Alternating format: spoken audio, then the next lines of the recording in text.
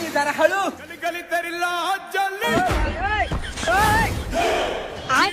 नुसतं बघाय काय लागला आहेस की अरे तू काय बॅरल बांधून पावणार आहेस काय?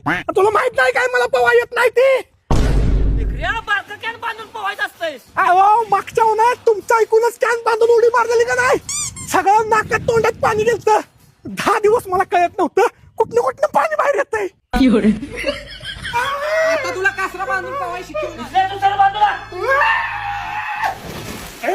मला पवा येत नाही पाय हलेव पडत नाही. कसं आलो कुणाला अरे असं हलेव असं. हॅलो काय रुको जरा मला पहिलं वर घे. पोटात पाणी गेलंय माझ्या हा मारायचा पंप घेऊन या पाणी पंप पाहिजे.